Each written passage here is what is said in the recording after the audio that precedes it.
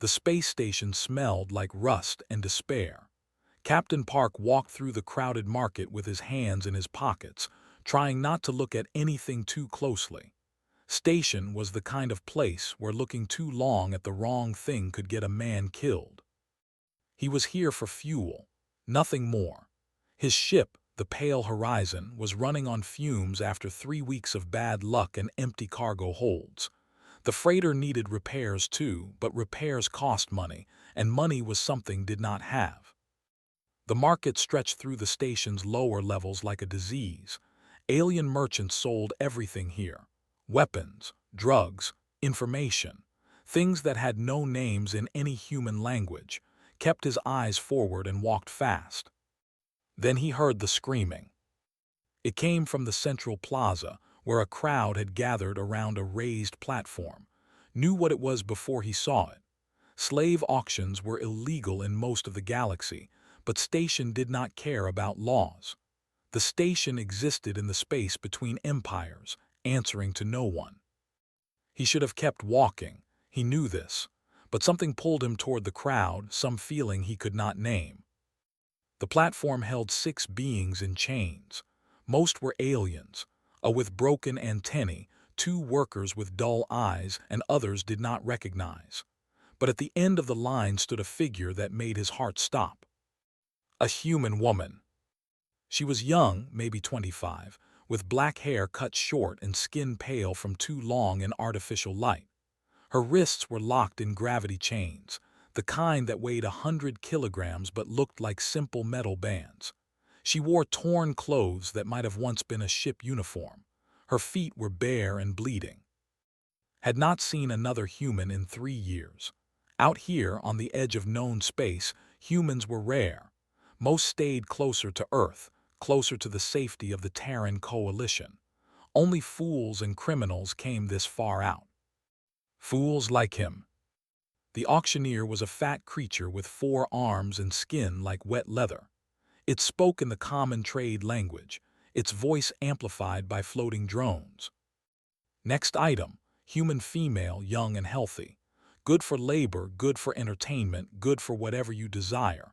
Bidding starts at 5,000 credits. Hands rose in the crowd. A merchant offered 6,000. Inexpensive robes countered with 8. Someone in the back yelled 10,000 and the crowd murmured with interest. Watched the woman's face. She did not react to the bidding. She did not cry or beg or struggle. She simply stood there, her eyes empty, like she had already left her body behind. Like she was already dead and just waiting for her flesh to catch up. He had seen that look before. In the mirror, after his crew died. After he lost everything and found himself alone in the black void between stars. The bidding reached 15,000 credits. A merchant stepped forward, examining the woman like she was livestock. It touched her face with a clawed hand, and she did not flinch. Strong bones, the merchant said. She will last many years in the mines. Something inside twisted. He thought of his mother, who had died in a mining accident on Luna when he was 12. He thought of his sister, who he had not seen in 15 years. He thought of all the humans scattered across the galaxy, alone and afraid and far from home. The bidding reached 20,000, had 300 credits in his account. He could not save her. He knew this. He was one man with an empty ship and empty pockets.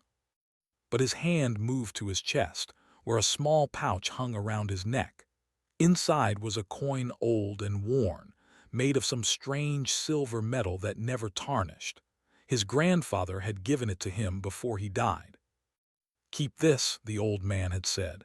"It brought me luck all my life. Maybe it will bring you luck too." Had carried the coin for 20 years. It had never brought him any luck that he noticed. But he had kept it anyway, because it was all he had left of his family. Now, without thinking, he pulled the coin from its pouch and pushed through the crowd. "I bid this," he said, placing the coin on the auction block. The crowd fell silent, then they laughed. The auctioneer's 4 arms crossed over its chest. "What is this joke? You offer 1 coin against 20,000 credits." "Scan it," said. His voice was steady, though his heart was pounding. He did not know why he had done this. He did not know what he was doing. The auctioneer looked annoyed, but it waved a scanner over the coin anyway. Probably to humiliate him, to show the crowd what a fool this human was. The scanner beeped. The auctioneer's eyes went wide. "Element 07, it whispered. "Pure element 07. The crowd's laughter died. Heard gasps, saw merchants backing away like the coin might explode. He did not understand. Element 07 was just a name, just words. But the auctioneer was staring at the coin like it was a live weapon. This coin," the auctioneer said slowly, "is worth more than everything on the station combined. Where did you get this?" His mouth was dry. "It was my grandfather's. Element 07 has not been mined in 300 years. The last known deposits were exhausted before your species even reached the stars. This amount." The auctioneer swallowed hard. This amount could buy a fleet, a planet, a small empire. The merchant who had been bidding stepped back, fear in its compound eyes. The inexpensive robes actually ran. Looked at the coin, the simple, worn coin he had carried his whole life, and felt the universe shift beneath his feet. "So," he said quietly, "do I win the auction?" The auctioneer nodded quickly. "Yes, yes, the auction is yours. Take the human, take whatever you want, just leave the coin and go." Climbed onto the platform. His hands were shaking as he unlocked the woman's gravity chains. She stumbled when the weight released, and he caught her before she fell. "Can you walk?" he asked. She looked at him with eyes that held no gratitude, no hope, only something old and tired and very, very afraid. "You should not have done this," she whispered. "You're welcome," said, though her words sent a chill down his spine. He half carried her through the crowd, which parted before him like water. Word was spreading fast. The human with the impossible coin, the human who had accidentally revealed himself as the richest being on the station. He needed to get back to his ship before someone decided to take the coin by force. They reached the pale horizon without incident, locked the airlock behind them and leaned against the wall, breathing hard. The woman stood in the middle of his cargo bay, swaying slightly. In the ship's clean light, she looked even worse than before. Her arms were covered in old scars. Her eyes had dark circles beneath them. He said, "Park, this is my ship, you're safe now." She laughed. It was not a pleasant sound. "Safe," she repeated. "There is no safe, not anymore, not for you." "What's your name?" She was quiet for a long moment, then tried to smile. "That means future, doesn't it? That's a good name." Did not smile back. She looked at him with those empty eyes, and when she spoke, her voice was barely a whisper. "You should not have bought me. The coin, it does not matter what it was worth. What matters is that you took me. And now they will come for you too. The pale ones. They always collect what is owed." "The pale ones? What are you talking about? Who's coming?" But did not answer. Her eyes rolled back in her head, and she collapsed onto the deck. Caught her and lifted her carefully. She weighed almost nothing, like a bird with hollow bones. He carried her to the medical bay and laid her on the bed, checking her vitals. Exhausted, starving, dehydrated, but alive. He stood there for a long time, watching her breathe. Outside the ship, the stars burned cold and distant. And somewhere in the darkness between those stars, something stirred. Something ancient, something hungry. Something that had just learned a new name. Park. The hunt had begun. Slept for 3 days. Checked on her every few hours, making sure she was still breathing, still alive. The medical scanner said her body was recovering, but slowly. Whatever she had been through before station had nearly killed her. While she slept, told his crew what had happened. The pale horizon had only 2 other crew members. Was the engineer, a small woman with quick hands and a mind that could fix anything. She had joined crew 5 years ago, after her own ship was destroyed by pirates. Was the navigator, a tall man with a scar across his cheek and a talent for finding paths through dangerous space. He had been with the longest, 8 years of flying together through the worst the galaxy could offer. They were not just his crew, they were his family. "You spent the coin," said her voice rising. "The coin your grandfather gave you on a stranger." "I did not know what it was worth," said. "I thought it was just a coin." "Just a coin," shook his head slowly. "You could have bought a new ship, a dozen new ships. You could have retired and lived like a king." "I know. And instead, you bought a slave girl who talks about monsters." "I know." Stared at him for a long moment. Then he sighed and rubbed his face with both hands. "Well, it is done now. What do we do with her?" "We help her," said. "We find out where she came from and take her home." "And these pale ones she mentioned?" Had no answer for that. On the fourth day woke up. Brought her food, simple rice and soup, the kind his mother used to make when he was sick. Ate slowly like she had forgotten how. "Thank you," she said when she finished. It was the first kind word she had spoken to him. "You are welcome. How do you feel?" "Weak but better." She looked around the small medical bay. "This is a good ship, old but good. She has kept me alive for 12 years, smiled. "I call her the Pale Horizon, named her after a poem I read once." His face changed at the word pale. Her eyes grew dark and she looked away. Said gently, "You said something before you collapsed, about the pale ones, about them coming for me. What did you mean?" For a long time she did not answer. Then she spoke, her voice quiet and flat, like she was reading from a book she had memorized long ago. "I am from a colony called New. It was founded 300 years ago during the first wave of human expansion. A small world far from Earth, far from everything. We thought we were safe there. I have never heard of New." "No one has. We made sure of that," closed her eyes. "When our ancestors arrived, they found something waiting for them. Not aliens, something else. Something that existed between the stars in the spaces where light cannot reach. We called them the Pale Ones." Felt cold suddenly, though the ship's temperature had not changed. "They were hungry," continued. "Hungry for something we did not have a word for, not flesh, not blood, something deeper, our fear maybe, our despair, the feeling of knowing you are about to die." "What did they want?" "A deal." His voice was bitter. "They offered our ancestors a bargain. Give them one person every generation, one sacrifice, sent into the void to feed them, and they would leave the colony alone. Refuse, and they would consume everyone." Stomach turned. "Your ancestors agreed." "They were desperate, dying. The colony's systems were failing and the Pale Ones offered to fix everything, to give them technology, knowledge, protection. All they wanted in return was one life every 30 years. Opened her eyes and looked at. "I was this generation's offering." "But you ran."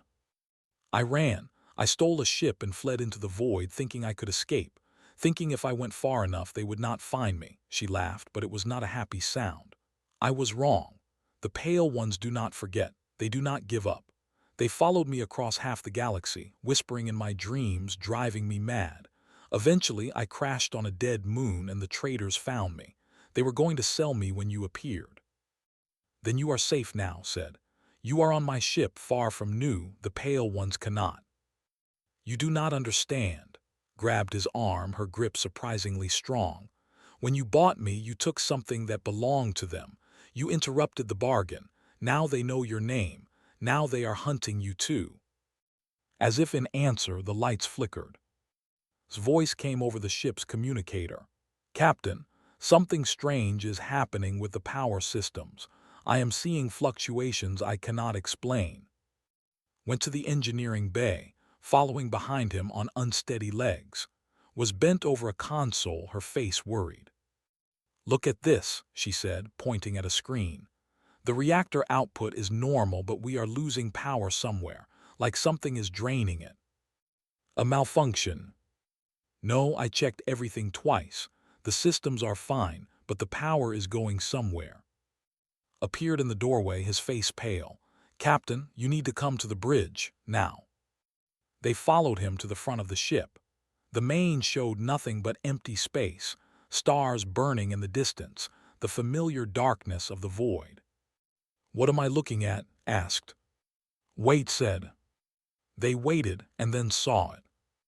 Something moved between the stars. Not a ship, not an asteroid.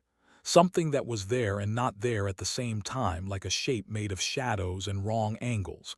It flickered in and out of existence, appearing for a moment and then vanishing, only to appear again somewhere else. "What is that?" whispered. Stepped forward, her face white as bone. "They found us. They found us faster than I thought possible." The communicator crackled. Static filled the bridge, loud and harsh, and then beneath the static a voice. Many voices speaking together in perfect harmony. "The debt is unpaid. The marked one was ours. Return her or join her." The temperature dropped, could see his breath misting in the air. Frost began forming on the... "What do we do?" asked. His hand was on his weapon, though they all knew a gun would be useless against something like this. Turn to, her eyes were full of tears, but her voice was steady. "You should give me to them. Open the airlock and let them take me. It is the only way to save your crew." "No. They will not stop. They will follow you forever. They will destroy everyone you love." I said no. His voice was hard. "I did not save you just to throw you away. There has to be another way." The shape outside the ship grew larger. The voices grew louder. "Return her, return her, return her." Ran to the navigation console. "Captain, I am plotting a jump. If we can get to hyperspace, maybe we can lose them."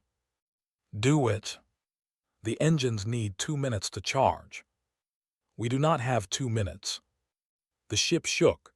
Something was pressing against the hull from outside, not physically, but somehow deeper than physical. Felt it in his bones, in his mind, a pressure that wanted to crush him into nothing. And then screamed.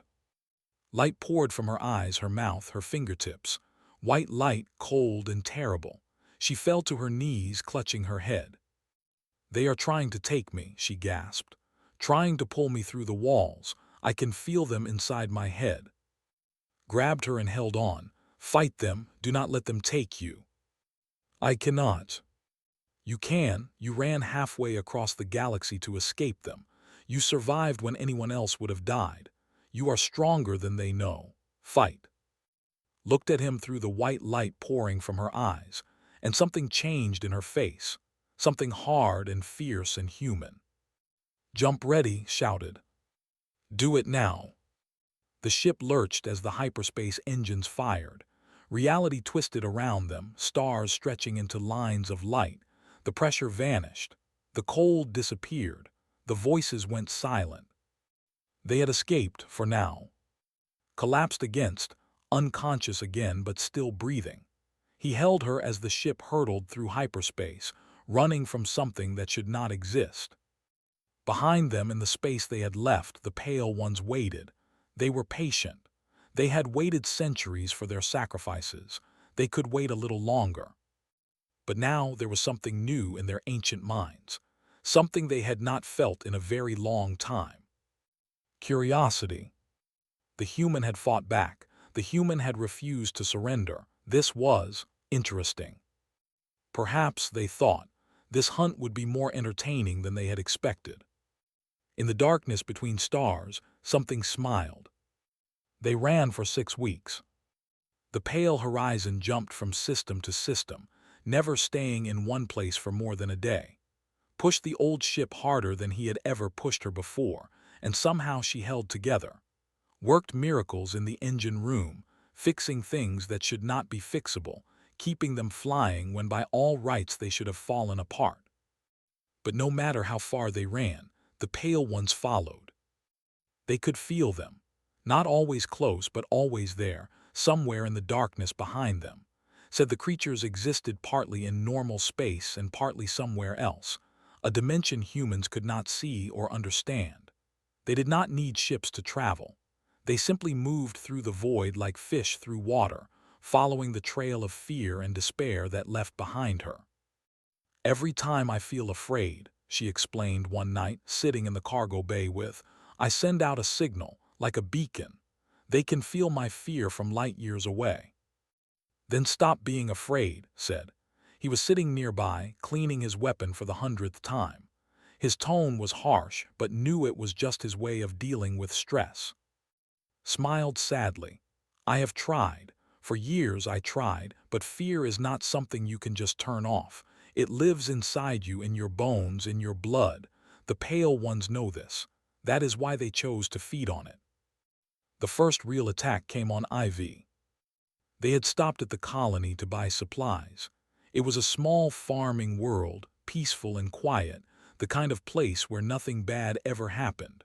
Thought they would be safe for a few hours. He was wrong. They had been on the surface for less than an hour when the screaming started. People ran through the streets, pointing at the sky, at the walls of their homes, at empty spaces where nothing should be. They were seeing things, white figures standing in corners, watching them, reaching for them with hands that were not hands. "Hallucinations," said, her face pale. "They are making the whole colony see things." A man walked past them, his eyes empty, his mouth moving without sound. He walked straight toward an airlock door, pressed the release button, and stepped into the vacuum beyond. He did not even try to scream. "We have to go," said, "now." They ran back to the ship, but the horror followed them. 3 more colonists died before the pale horizon lifted off, 2 walked into the void, and 1 simply stopped breathing, her heart giving out from pure terror. As they flew away from IV, the communicator crackled with that terrible chorus of voices. "You cannot run forever. Every world you touch, we will touch too. Give us what is ours." Slammed his fist against the console. "This is insane. We cannot keep running. We are leading these monsters to innocent people." "What do you want me to do?" demanded. "Hand over to them." "I want you to find a solution. Any solution." Turned to face him, his scar standing out white against his angry face. "People are dying, Captain. Real people with families, with lives. How many more will die before this is over?" Had no answer. The next attack was worse. They stopped at a mining station called to refuel. The station was built into an asteroid, a maze of tunnels and chambers carved from ancient rock. 2,000 workers lived there, digging precious metals from the stone. The Pale Ones came through the walls. Saw it happen. One moment the wall of the refueling bay was solid metal. The next, something pushed through it like water through paper. Not breaking it, passing through it as if the wall did not exist. The creature that emerged was impossible to look at directly. It had a shape, but the shape kept changing, folding in on itself in ways that hurt the eyes.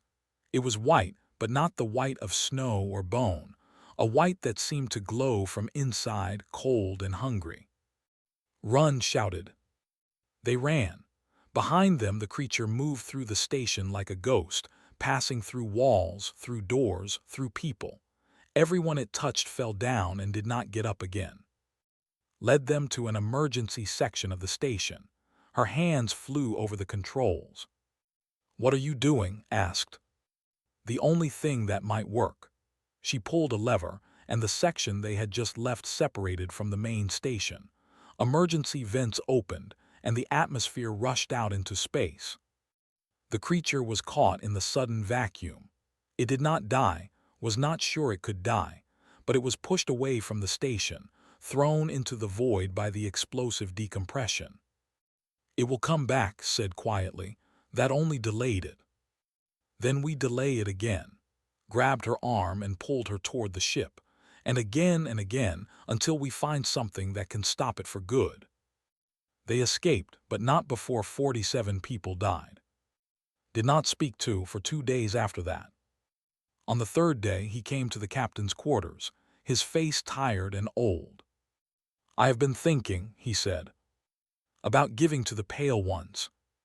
"No," sat down heavily in a chair, "about how to kill them." Looked at him in surprise. I was angry, continued. I blamed you for this situation, but you were right as a person, not a payment. Our ancestors did not build ships and cross the stars just so we could sacrifice innocent people to monsters. He paused. My grandmother used to tell me stories about Earth, about how humans faced impossible enemies and found ways to defeat them. She said that was what made us special, not our strength, our stubbornness. Stubbornness. We do not give up, ever, even when we should, smiled grimly. So, how do we kill these things? Join them and then. The four of them sat together in the small cabin, trying to solve an impossible problem. They are not gods, said. They are just aliens from another dimension. Aliens can be understood. Aliens can be fought. But how? Asked. My people studied them for generations. We never found a weakness. Maybe you were looking in the wrong place. Pulled out a data pad. I have been scanning them during our encounters, recording their energy signatures, their movement patterns, everything I can measure. They are made of some kind of dimensional energy, neither matter nor antimatter, something else entirely. And an energy can be disrupted. Every frequency has a counter-frequency. Every signal can be jammed. She looked at them with bright eyes. Somewhere in this galaxy, someone must have studied creatures like this before. Someone must have found a way to fight them. Was quiet for a long moment, then she spoke. There is a legend. I heard it when I was a child, from an old woman who claimed to know secrets even the elders had forgotten. She spoke of a place called the Archive of Whispers, on a dead world named. She said the people there studied the beings between dimensions for thousands of years. They built weapons to fight them. What happened to them? Asked. His face darkened. They were destroyed, consumed by the very things they tried to fight. But the old woman said their knowledge might still exist, buried in vaults beneath the surface. If anyone ever found a way to hurt the Pale Ones, it would be recorded there. Where is this? On the other side of the galaxy, in territory controlled by the Dominion. Groaned, the Dominion was hostile to humans. Their ships shot first and never asked questions.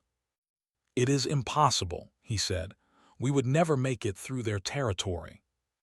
Probably not, agreed. He stood up and walked to the viewport looking out at the stars. But probably is not the same as definitely. We have crossed impossible distances before. We have survived things that should have killed us. He turned back to his crew, his family. We have a choice.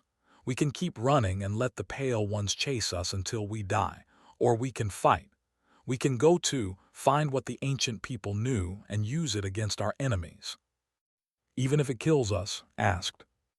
Even if it kills us, looked at each of them in turn. But I will not make this decision alone. We all have to agree, we all have to want this. One by one they nodded, first, then, and finally. Then it is decided, smiled, a real smile for the first time in weeks. Set a course for, we are going to find out how to kill these monsters.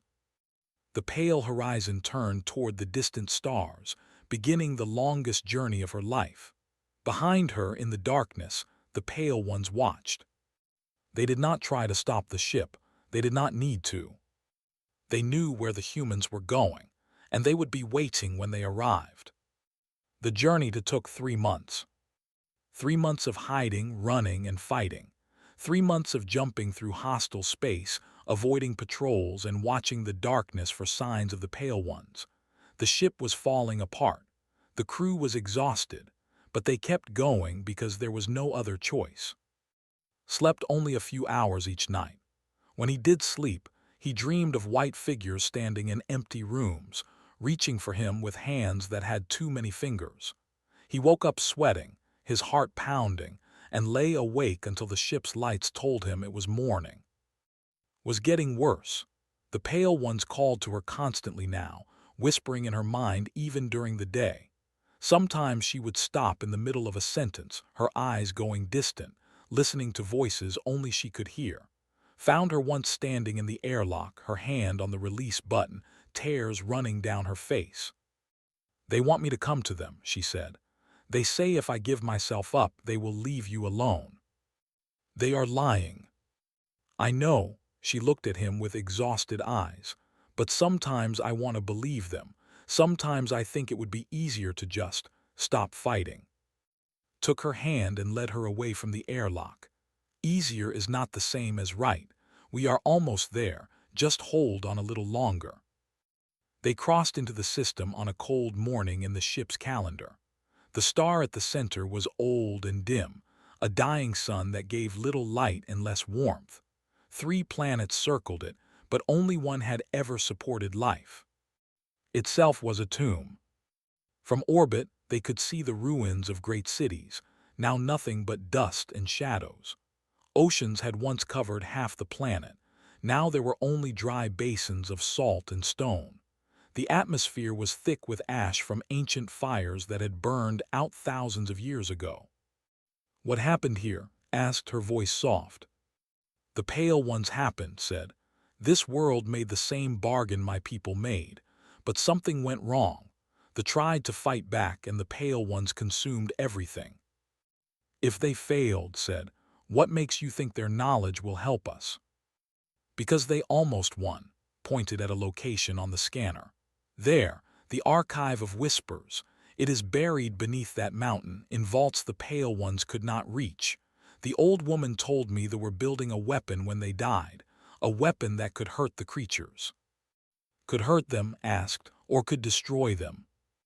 "I do not know, but it is more than anyone else has ever had." They landed near the mountain and put on environment suits. The air outside was poison, not from chemicals, but from something else, something that made skin crawl even through the suit's protection. "The dimensional barrier is thin here," said, checking her scanner. "The Pale Ones tore through reality so many times that the damage never healed." They walked toward the mountain. The ground was covered in strange patterns, marks that looked almost like writing but hurt the eyes to look at. Said they were the last words of the people, carved into the stone as they died. The entrance to the archive was a great door of black metal, sealed tight against the centuries. Worked on it for an hour before finding the right combination of frequencies to open it. The door groaned and slowly swung inward, revealing darkness. Inside, the air was stale but breathable. The crew turned on their lights and moved forward. The archive was enormous. Corridors stretched in all directions, lined with crystalline structures that said were some kind of advanced data storage. They had recorded everything they knew in these crystals, their history, their science, their desperate final years. And everywhere there were bodies. The people had been tall and thin, with 4 arms and skin covered in fine scales. Their remains lay where they had fallen, preserved by the cold, dry air, frozen in their last moments of terror. Some had their mouths open in silent screams. Others had clawed at their own faces, trying to tear away something only they could see. "They died afraid," said. "The Pale Ones fed on their fear until there was nothing left." "Keep moving," said. "We need to find the weapon." They went deeper into the archive, following signs that translated from the language. The crystals grew larger and more complex as they descended, containing more and more information. Scanner was going crazy, detecting energy patterns she had never seen before. Finally, they reached the heart of the archive, a vast chamber filled with machinery. At the center stood a device unlike anything had ever seen. It was a tower of metal and crystal, reaching up toward the ceiling, covered in symbols that seemed to move when he was not looking directly at them. Power still flowed through it. He could see faint lights blinking deep inside its structure. The null beacon breathed, "It is real." Ran to a control panel nearby, her fingers moving over ancient switches and displays. "This is incredible. They figured out the exact frequency that disrupts the Pale One's connection to our dimension. This machine broadcasts that frequency. It cannot kill them, but it can banish them, send them back to wherever they came from." "Why did they not use it?" asked. Was quiet for a moment, reading through the data on the screens. Then her face went pale. Someone sabotaged it. Look. She pointed at a section of the machine where panels had been torn open, circuits ripped out. This damage was not done by the Pale Ones. It was done by a... Found the answer in a crystal near the control panel. She held it up to her scanner, and a voice filled the chamber, ancient and tired and full of shame. My name is... I was the leader of my people. I am recording this confession so that whoever finds this place will know the truth. The voice paused, then continued. The Pale Ones came to me in my dreams. They offered me a bargain. Sabotage the null beacon and they would spare me. They would give me power, make me a god among the ashes of my world. I was weak. I was afraid. I agreed. Another pause, longer this time. The weapon was almost ready, hours away from activation. I destroyed the critical components myself, and the Pale Ones kept their promise. They consumed everyone except me. And now I am alone on a dead world, surrounded by the bodies of everyone I loved, waiting for a death that will not come. The recording ended. Silence filled the chamber. He betrayed his entire species, said, for nothing. Not for nothing. His voice was hard. For survival, that is what fear does. It makes you do terrible things to stay alive. Walk to the damaged section of the null beacon. He could see where the saboteur had torn out the components, complex circuits and crystalline structures that were now nothing but broken fragments on the floor. He said, "Can you fix it?" She came to stand beside him, examining the damage with expert eyes. Maybe. The left detailed records of the design, if I can find replacement components or make new ones from materials on the ship. She nodded slowly. Yes, I think I can do it, but it will take time. How much time? At least 12 hours, maybe more. Checked his scanner and went pale. Captain, we do not have 12 hours. The Pale Ones, they are here. Hundreds of them converging on this location from all directions. Looked at the screen. Was right. The scanner showed dozens of energy signatures moving toward the archive, approaching from above, from below, from every angle. They had followed the ship across the galaxy, and now they had come to finish what they started. They knew, said. They knew we would come here. They have been waiting. The ground shook. Dust fell from the ceiling. Somewhere above them, something screamed. A sound that was not a sound, a vibration that traveled through stone and metal and bone. Pulled out his weapon. It was useless against the Pale Ones, but holding it made him feel better. Start working on the beacon. Do not stop for anything. He looked at, and we are going to buy her as much time as we can. Hal asked, our weapons cannot hurt them. Then we will find something else, smiled grimly. We are human, that is what we do. The walls began to glow with cold white light. The Pale Ones were coming through, pushing their way into reality, hungry and eager. Stood beside, her fear visible on her face, but her back straight and her jaw set. Thank you, she said, for everything. Do not thank me yet, raised his weapon. We are not dead yet. The first of the Pale Ones came through the wall, and the battle for the archive of whispers began. The Pale One came through the wall like a nightmare given form. Fired his weapon. The energy bolt passed through the creature without leaving a mark, hitting the stone wall behind it.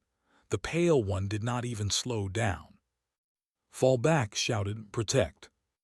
They retreated toward the center of the chamber, where was already working on the null beacon. Her hands moved fast over the ancient controls, pulling out damaged components, connecting new ones from a kit she had brought from the ship. More Pale Ones were coming through the walls now. 5 of them, 10, 20. They moved without sound, their impossible shapes twisting and folding in the cold air. Their eyes, if they had eyes, were fixed on. The marked one, the voices spoke together, filling the chamber like thunder. You have run far enough. Come to us now. His face was white with terror, but she did not move. She stood beside, her hands shaking but her feet planted firmly on the ground. No, she said. Her voice was small, but it did not waver. The Pale One stopped. For a moment they seemed confused. They had never heard that word before. Then they attacked. One of them reached for, its arm stretching across the chamber like a ribbon of white light, stepped in front of her, swinging a metal pipe he had grabbed from the floor. It passed through the creature's arm without resistance. But something strange happened. The creature pulled back, not because the pipe hurt it, that was impossible, but because of something else. Something about its action, his refusal to run, his willingness to fight even when fighting was useless. Saw it, he understood. They feed on fear, he shouted, but we are not afraid, we are angry. He threw down his useless weapon and ran straight at the nearest pale one. Every instinct in his body screamed at him to run, to hide, to curl up and wait for death. But he ignored those instincts. He thought about his grandfather, who had survived wars and famine and the death of his world. He thought about all the humans who had crossed the black void of space to find new homes among the stars. He thought about every time his species had faced impossible odds and refused to surrender. And he punched the pale one in what he hoped was its face. His fist passed through the creature's form, but not completely. There was resistance, like pushing through thick mud, and the creature recoiled, its shape distorting, its voice making a sound like breaking glass. "ITBURNS," the voices said. "What is this? What are you?" Did not answer. He was too busy attacking. The pale ones had fed on sentient beings for millions of years. They had consumed entire civilizations, eaten the fear of countless species, grown fat on terror and despair. But they had never encountered anything like humans. Most species they hunted had evolved toward peace and cooperation. Their fear was pure and simple, like clean water the pale ones could drink. But humanity had crawled out of a death world. They had survived ice ages and plagues and nuclear weapons and each other. Their fear was tangled with something else, something hot and bitter and impossible to digest. Defiance. When a human was afraid, they did not just feel fear. They felt rage. They felt stubbornness. They felt a burning need to fight back, to hurt whatever was hurting them, to survive at any cost. The pale ones could not feed on that. It was like poison to them. Joined, swinging his pipe with furious energy, picked up a piece of broken crystal and threw it at a pale one that was getting too close to. The crystal passed through the creature's body, but the act of throwing it, the anger and determination behind it, made the thing stumble. "Keep fighting," yelled. "Do not give them what they want. Do not be afraid." The pale ones were getting agitated now. More of them poured into the chamber, dozens of impossible shapes filling the air, their voices rising to a deafening chorus. "What are you? What are you? What are you?" Laughed. Blood was running down his face from a wound he did not remember receiving. His body ached from impacts that should not have been possible. But he was still standing, still fighting, still refusing to die. "We are human," he screamed at the monsters. "We do not give up, we do not give in, and we do not belong to you." Behind him, something hummed to life. "It is ready," his voice cut through the chaos. "The null beacon is ready, everyone get down." Grabbed and pulled her to the ground, threw himself flat, pressed a final button and dove for cover. The null beacon activated. There was no sound, no flash of light, but something changed in the chamber, something fundamental, like the air itself had shifted from one state to another. The pale one screamed. It was not a sound that could be heard with ears. It was a feeling, a vibration that passed through everything, shaking the walls and the floor and the bones of the humans lying on the ground. The creatures' forms began to destabilize, their impossible shapes falling apart like sand castles in a wind. "No," the voices shrieked, losing their perfect harmony, becoming discordant and desperate.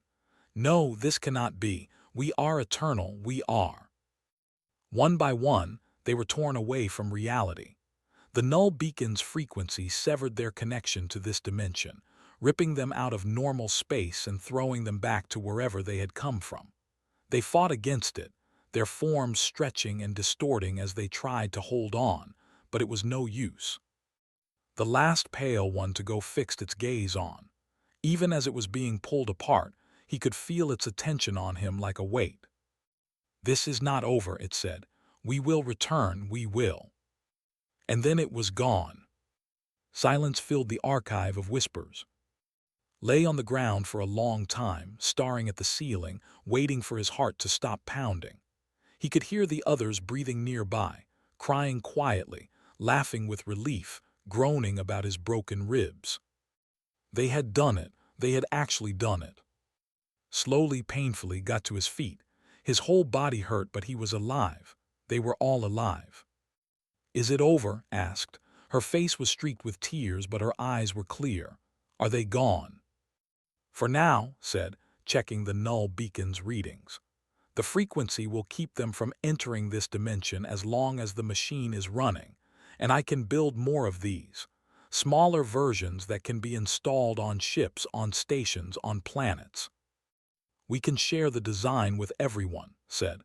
"Every species that has been terrorized by these things. Every world that has made bargains out of fear." Nodded, he walked to the null beacon and placed his hand on its surface. The metal was warm, humming with power. "300 years ago," he said, "they almost saved the galaxy. One man's fear stopped them. Today we finished what they started." They left the archive of whispers as heroes, though none of them felt like heroes. They felt tired and broken and grateful to be alive. But as the pale horizon lifted off from surface, looked back at the dead world and made a silent promise. This would never happen again. No more sacrifices. No more bargains with monsters in the dark. Humanity would spread the null beacon's design to every corner of the galaxy, and the pale ones would never feed on sentient terror again. In the months that followed, word spread of what the humans had done. Species that had cowered in fear for generations began to hope. The null beacon schematics were distributed freely, a gift from Earth's children to all who suffered. And everywhere the story was told, people asked the same question. Who were these humans? How did they defeat creatures that had consumed entire civilizations? The answer was always the same. They refused to give up. Captain Park became a legend he never wanted to be. He went back to flying cargo through the stars, just as he always had. But his ship was never short of crew volunteers now, and wherever he went, people treated him with respect. Stayed with the pale horizon. The nightmares still came sometimes, but they grew weaker every year. One day, she told, she wanted to go back to New. She wanted to tell her people that they were free, that they never had to send another offering into the void. "Will you come with me?" she asked. Smiled, "I will go anywhere with you." On a quiet evening many years later, the two of them sat together in the observation deck, watching the stars drift past. "Do you ever regret it?" asked, "spending your grandfather's coin on a stranger?" Thought about it for a long time. He thought about the terror, the battles, the friends he had nearly lost. He thought about all the worlds that were safe now because of what they had done. "It was not spent," he said finally. "It was invested in proving that humans do not abandon each other, that we fight for people we barely know just because it is right." Leaned against his shoulder. "That sounds like something worth haunting a galaxy for." Laughed and put his arm around her. Somewhere in the deep void, in dimensions beyond human understanding, the pale ones waited. They were patient. They were eternal. They had lost this battle, but they would not give up. One day they would find a way back. But so they had learned was human stubbornness. And the next time they came, humanity would be ready. The stars burned on, cold and distant and beautiful, and the pale horizon flew through the darkness, carrying its crew toward whatever adventure waited next. Because that was what humans did. They faced the unknown. They fought the impossible. They refused to surrender. And no matter how far they traveled, no matter what monsters waited in the dark, they never stopped reaching for the stars.